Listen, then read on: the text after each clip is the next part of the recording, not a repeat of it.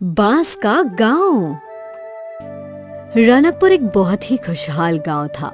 यहाँ के लोग बहुत ही सीधे और मेहनती थे। ज्यादातर गांव वाले खेती करते थे। अरे भाई संजीव, कल तेरे खेत पूरे जुते नहीं थे। चल आज जोत देते हैं। हाँ भाई चलो, आज मेरे खेतों का काम खत्म करेंगे और कल तुम्हारे वाले का कर लेंगे। अरे नहीं नहीं, कल मनोज की मदद करेंगे और फिर आखिर में मेरा खेत जोत देंगे। रनकपुर के लोग एक दूसरे की मदद करने में विश्वास रखते थे और शायद यही कारण था कि रनकपुर बहुत ही खुशहाल था। यहाँ की औरतें भी एक दूसरे से मनमुटाव नहीं रखती थी। अरे पूनम, घर पे है क्या? जी दीदी आई। ये ले, सुबह खीर बनाई थी। मुन्ना को बहुत पसंद है ना, तो सोचा मनोज के लिए भी ले आऊं। तेरे ब्याह से पहले वो अक्सर मेरे घर खीर खाने आता था। उसे मेरे हाथों की खीर बहुत पसंद है। बहुत अच्छा किया दीदी, एक मिनट ठहरिए। पूनम भीतर गई और कुछ लेकर आई। कल मैं बाजार गई थी और वहाँ मुझे मुन्ना के मनपसंद बताशे मिले। आप उसे ये दे दीजिए। ठीक है। गांव के बुजुर्गों को अपनी परवरिश पर नाज था। हमारा गांव कितना खुशहाल है, होगा कैसे नहीं। ये सब हमारे संस्कार है।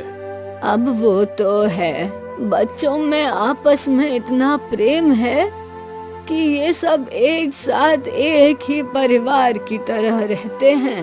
हाँ, एक बड़ा परिवार, रनकपुर परिवार। कहते हैं ना, खुशियाँ ज्यादा दिन नहीं टिकती, और इनके साथ भी यही हुआ। एक रात तेज आंधी चलने लगी। आंधी के साथ तूफान चल पड़ा। गांव वाले डर गए। बचाओ, कोई मुझे बचाओ। जगह जगह पेड़ और घर गिरने लगे। सबको गांव के मंदिर ले आओ, अब भगवान ही हमारी रक्षा करेंगे। गांव के मर्द सभी को मंदिर तक ले जाने लगे। गांव का मंदिर बहुत ही पुराना था और ये मंदिर एक गुफा के अंदर बना था। बाहर हो रहे आंधी तूफान का मंदिर पर कोई असर नहीं था। गांव के सारे लोग मंदिर के अंदर सुरक्षित थे। लगातार कई घंटों तक आंधी तूफान थमा नहीं। एक एक करके गांव के सारे घर जमींदोज हो गए। अगली सुबह जब आंधी थम गई तो गांव वाले गुफा वाले मंदिर से बाहर आए और अपने गांव की हालत देखकर रो पड़े। हे भगवान, ये क्या हो गया? तुझसे हमारी खुशी नहीं देखी जाती क्या भगवान? अब हम क्या करेंगे? क्या कर सकते हैं? एक बार फिर सब चीजों को शुरुआत से शुरू करना पड़ेगा। लेकिन हम खाएंगे क्या? हमारी तो फसल ही बर्बाद हो गई। भगवान हमारी मदद करेंगे। हम यूं ही हार कर नहीं बैठ सकते। हमें खुद ही अपनी परिस्थिति बदलनी होगी। हाँ बेटा, हम सबको मिलकर एक बार फिर से रनकपुर बनाना होगा। गांव वाले चिंतित थे, पर वो जानते थे कि अब उन्हें एक दूसरे का साथ देना होगा। मुन्ना, तुम खेतों में जाकर देखो, जो कुछ भी बचा हो वो समेट लो। मैं और संजीव जंगल जाते हैं। हमें सर पर छत बनाने के लिए लकड़ियाँ लगेगी। हम औरतें भी खाना बनाने की चीजों का इंतजाम करती हैं। हम भी तुम्हारी मदद करेंगे अशोक। ठीक है काका। गांव वाले अलग अलग काम में बट गए। मनोज के साथ कुछ लोग खेतों में अच्छी फसल निकालने गए। अशोक, संजीव और काका जंगलों की ओर चले गए। काका, सोचा नहीं था कभी ऐसा होगा। होनी को कौन टाल सकता है अशोक? लगता है भगवान हमारी परीक्षा ले रहे हैं। हम छत कैसे बनाएंगे? हमारे जमाने में तो बांस के घर बनाना सबसे आसान काम था। हमें भी वैसे ही बांस का घर बनाना चाहिए, जिससे जल्द से जल्द गांव वालों के सर पे छत हो। जी काका, यही सही रहेगा। और इस जंगल में बांस के पेड़ भी हैं। मुझे पता है वो कहाँ है। अशोक उन लोगों को बैम्बू के पेड़ों के पास ले आया। अरे वाह, इतने सारे बैम्बू के पेड़! इससे तो हम पूरा गांव बना सकते हैं। पर इतने सारे पेड़ काट कर गाँव बनाने में हम सबकी खटिया खड़ी हो जाएगी। चिंता मत कर संजीव, हम सब एक दूसरे का साथ देंगे और देखना जल्दी ही गांव बन जाएगा।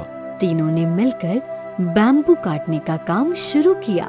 बैम्बू मोटे मोटे थे, जिन्हें काटने में उन तीनों के पसीने छूट रहे थे। एक बाम्बू काटने में इतनी मेहनत, बाप रे। अभी मैं काटता हूँ, तू थोड़ा आराम कर। ठीक है। वो लोग बारी बारी बैम्बू काट रहे थे। कई घंटे बीत गए, पर अब तक कुछ ही बैम्बू काट पाए थे। थोड़ी देर में अंधेरा होने वाला है। वो आखिरी मोटा वाला बाम्बू काटते हैं और फिर गांव लौट चलते हैं। ठीक है काका। तीनों मिलकर एक मोटा वाला बैम्बू काटने लगे। तीनों थके हुए थे पर फिर भी अपनी पूरी ताकत से बैम्बू काट रहे थे। बैम्बू आधा ही कटा था कि उसमें से खून बहने लगा। ये क्या? रुको! उन लोगों को किसी औरत के रोने की आवाज आने लगी। मुझे मत काटो, मुझे दर्द हो रहा है। क्षमा कीजिए, हम किसी को नुकसान नहीं पहुंचाना चाहते थे। तूफान में हमारा गांव बर्बाद हो गया। बस घर बनाने के लिए बांस काटने आए थे। हमें क्षमा कर दीजिए। तभी उनके सामने बांस की देवी आई। बांस की देवी के तेज से जंगल प्रकाशित हो गया। देवी ने सबसे पहले उस बांस के पेड़ को ठीक किया। खून बहना बंद हो गया और रोने की आवाज भी थम गई। क्षमा कर दीजिए देवी, हमें पता नहीं था। रोने की आवाज सुनकर तुम लोग थम गए। इससे तुम अच्छे इंसान हो ये साबित होता है। ये कोई आम बांस का वृक्ष नहीं है, बल्कि ये जादुई बांस का वृक्ष है। जब तक ये वृक्ष इस जंगल में है, इस जंगल का संतुलन बना रहेगा। अच्छा हुआ हमने इसे पूरा नहीं काटा, वरना हमसे बहुत बड़ा पाप हो जाता। वैसे तुम इस जंगल में क्यों आए हो? कोई कभी यहाँ बांस काटने तो नहीं आता? हमारी मजबूरी है। कल रात के आंधी तूफान में हमारा गांव तहस नहस हो गया। रहने के लिए सर पर अब छत नहीं है, इसलिए हम बांस की लकड़ियां लेने यहाँ आए थे। मैं तुम्हारी ये समस्या सुलझा सकती हूँ। तुम्हें जितनी बांस की लकड़ियाँ चाहिए, वो हर दिन सुबह तुम्हारे गांव के बाहर तुम्हें मिलेगी। पर तुम्हें मुझे एक वचन देना होगा कि तुम इस जादुई बांस के पेड़ और इस जंगल के रहस्य के बारे में किसी को नहीं बताओगे। हम वचन देते हैं। तीनों ने बांस की देवी को वचन दिया और वहाँ रखी बांस उठाकर अपने गांव लौट आए। अगली सुबह जब वो उठे तो गांव के बाहर ही ढेर सारी बांस की लकड़ियाँ थी। इतनी तो हम भी नहीं काट सकते थे। धन्यवाद बांस की देवी। और फिर गांव वाले मिलकर बांस से घर बांधने लगे। सभी लोग एक दूसरे की सहायता कर रहे थे। ये लो दादी माँ, तुम्हारा घर तैयार है। भगवान तुम लोगों का हमेशा भला करे बेटा। एक एक करके सभी के घर तैयार हो गए। गांव वाले बहुत खुश थे। सोचा नहीं था कि समस्या से इतनी जल्दी उभर पाएंगे हम। ये सब सारे गांव वालों की मेहनत से हुआ है। उस दिन गांव वालों ने उत्सव मनाया और फिर अपने अपने घर में जाकर सो गए। रात को फिर से तेज आंधी बहने लगी और तूफान भी लौट आया। हे भगवान, ये क्या अनर्थ कर रहा है? एक बार फिर हमें बेघर करना चाहते हो क्या?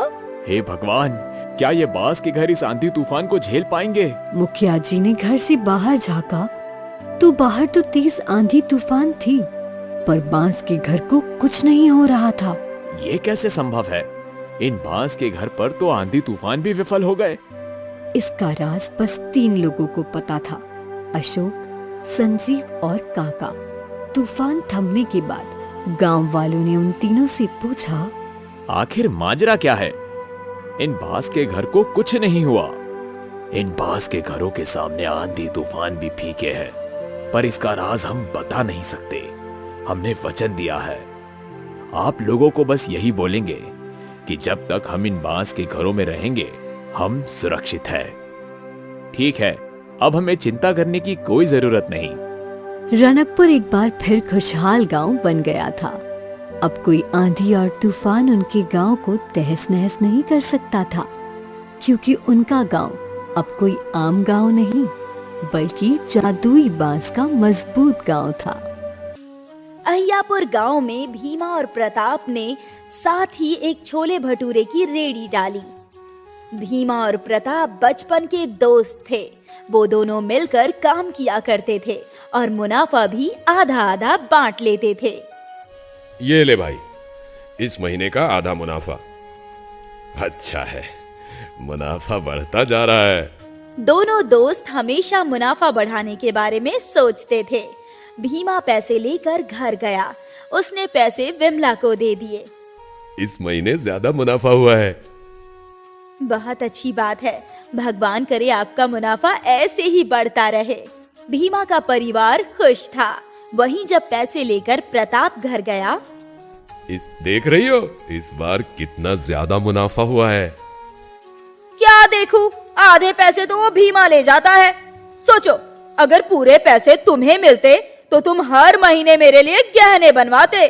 पर क्या फायदा, तुम दिन भर इतनी मेहनत करो और बस आधा ही मुनाफा कमाओ। ऐसे क्यों बोल रही हो? भीमा भी तो मेरे जितनी ही मेहनत करता है। हाँ, पर रेडी आपकी, पैसे आपके और आधा मुनाफा वो कमाए, ये तो गलत बात है ना। इससे तो अच्छा होता कि आप उसे पगार देते। ऐसा तो मैंने कभी सोचा ही नहीं। कैसे सोचेंगे, आप इतने भोले जो हैं, और वो भीमा आपके भोलेपन का फायदा उठा रहा है। मैं कल ही उससे बात करता हूँ। केतकी ने प्रताप के कान भर दिए थे। वो चाहती थी कि प्रताप को ही पूरा मुनाफा मिले। अगली सुबह जब दोनों ने रेडी खोली, सुन भाई, ये रेडी मेरी है। इस व्यापार के लिए पैसे भी मैंने लगाए, तो इस नाते ये व्यापार सिर्फ मेरा हुआ। अगर तुझे यहाँ काम करना है तो मैं तुझे तनख्वाह दे सकता हूँ, पर मुनाफे में भागीदारी नहीं। ये अचानक तुम्हें क्या हो गया भाई? मेरी आंखें खुल गई है।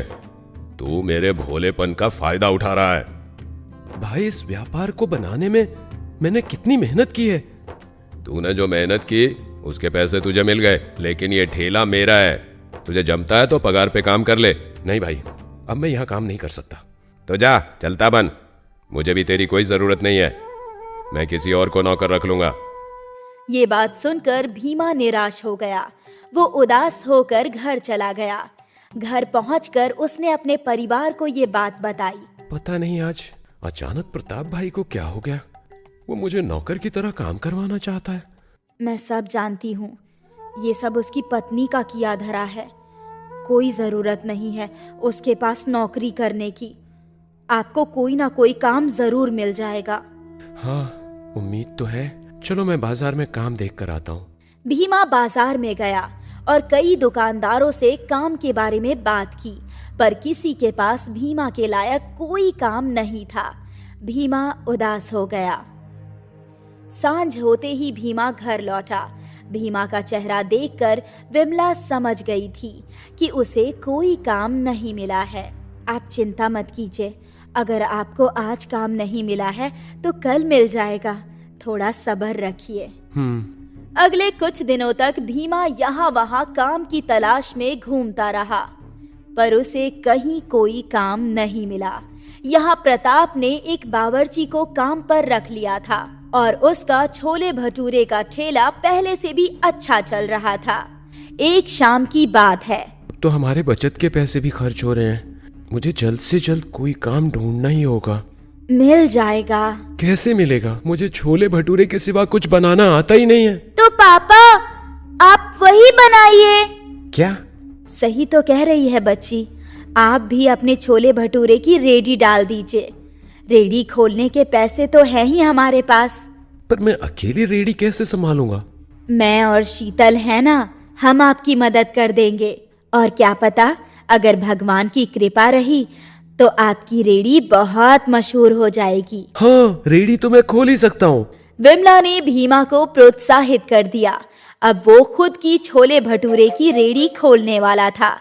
कुछ दिनों बाद भीमा ने गांव के बाजार के बीचों बीच अपनी छोले भटूरे की रेडी लगाई। उसकी पत्नी विमला भी उसकी मदद कर रही थी। विमला भटूरे तल रही थी। अरे आओ आओ, स्वादिष्ट और गर्मा गर्म छोले भटूरे खाओ। आओ आओ। भीमा की आवाज गांव वालों के लिए जानी पहचानी थी, इसलिए गांव वाले तुरंत उसकी रेडी पर आ गए। अरे भीमा भैया, आप खुद अपना बिजनेस खोल लिए। लगाइए एक प्लेट छोले भटूरे। जी। भीमा ग्राहकों को छोले भटूरे देता गया। भैया, आपके हाथ के छोले भटूरे की बात ही अलग है। हम तो ये स्वाद मिस कर रहे थे। भीमा खुश था कि गांव वाले उसके ठेले पर छोले भटूरे खा रहे थे, पर ये बात जब प्रताप को पता चली। अच्छा, तो अब ये मेरा धंधा खाना चाहता है। अब इसे बताता हूँ मैं। प्रताप ने छोले भटूरे का दाम 30 रुपए से घटाकर 20 रुपए कर दिया। अब सारे गांव वाले यहीं आएंगे। अब आएगा मजा। प्रताप के दाम घटते ही गांव वाले उसकी रेडी पर जाने लगे। प्रताप का प्लान काम कर रहा था। अब भीमा परेशान हो गया। 20 रुपए प्लेट बेचकर उसे बहुत ही कम मुनाफा होने वाला था। अब क्या करें? 20 रुपये में प्लेट तो नहीं बेच सकते ना। थोड़ा सब्र करते हैं, हो सकता है कि 1-2 दिन में वो भी दाम बढ़ा दे। 20 रुपए प्लेट में तो उन्हें भी नहीं जमेगा। हाँ, हो सकता है। वैसे भी गांव वालों को मेरे हाथ के छोले भटूरे पसंद हैं, तो वो यहाँ जरूर आएंगे। भीमा ने दाम नहीं घटाए और इस वजह से भीमा के ठेले पर बहुत कम ग्राहक आ रहे थे। भीमा और विमला परेशान थी। ऐसे ही 1 हफ्ता बीत गया और उनकी कुछ खास कमाई नहीं हुई थी। अब तो हमें कुछ ना कुछ करना ही पड़ेगा। पर क्या करें? तभी उनके ठेले पर एक फकीर आता है। अल्लाह के नाम पर कुछ दे दे बेटा, बहुत भूख लगी है। आप बैठिए बाबा, मैं भटूरे छानती हूँ। विमला ने भटूरे बनाए और भीमा ने छोले भटूरे फकीर बाबा को दे दिए। फकीर काफी भूखा था। उसने फटाफट सारा खाना खा लिया। और लाऊं बाबा? नहीं बेटा, बहुत है। मेरी भूख शांत हो गई। तूने इस गरीब का पेट भरा है, अल्लाह तेरा भला करे। तू इतना परेशान क्यों है बेटा? अब क्या बताऊं बाबा, गांव में एक और छोले भटूरे वाला है। उसने छोले भटूरे का दाम घटा दिया और सारे गांव वाले वहीं जा रहे हैं। मुझे लग रहा है ये धंधा बंद करना पड़ेगा बाबा। चिंता मत कर, ऐसा कुछ नहीं होगा। तूने मुझ गरीब का पेट भरा है, अल्लाह तेरा दामन हमेशा भरा रखे। ऐसा कहकर उस फकीर ने अपने बोतल का थोड़ा सा पानी तेल की कढ़ाई में डाल दिया। आपने तेल में पानी क्यों मिलाया बाबा? ये कोई ऐसा वैसा पानी नहीं है, जादुई पानी है। अब से तू जो भी इस कढ़ाई में बनाएगी उसका आकार बड़ा हो जाएगा। विमला ने एक भटूरा तेल में डाला और डालते ही वो भटूरा कढ़ाई जितना बड़ा हो गया। हे भगवान! इससे तेरी सारी परेशानियां सुलझ जाएगी बेटा। अल्लाह मालिक, मैं चलता हूँ। फकीर बाबा विमला और भीमा को आशीर्वाद देकर चले गए और बड़े बड़े भटूरे देखकर गांव वालों की भीड़ लग गई। इतने बड़े भटूरे मैंने आज तक कभी जिंदगी में नहीं खाए। भीमा ने दाम बढ़ाकर 50 रुपए कर दिए। फिर भी ग्राहकों की भीड़ बढ़ती ही जा रही थी और यहाँ प्रताप अपने नौकर पर चिल्ला रहा था। अबे, उस भीमा की तरह बड़े बड़े भटूरे बना। मालिक, मैंने बहुत कोशिश की पर बन ही नहीं रही। मुझे नहीं पता, तू कुछ भी करके बना, वरना तुझे काम से निकाल दूंगा। प्रताप के नौकर ने बहुत कोशिश की पर उसके बड़े भटूरे फूलते ही नहीं थे। धीरे धीरे प्रताप के ठेले पर ग्राहक कम हो गए और भीमा के ठेले पर बहुत ग्राहक बढ़ गए। दूर दूर से लोग भीमा के बड़े छोले भटूरे खाने आने लगे। भीमा मशहूर हो गया और अमीर भी। अब उसके दोनों बच्चे इंग्लिश मीडियम स्कूल में पढ़ाई कर रहे थे।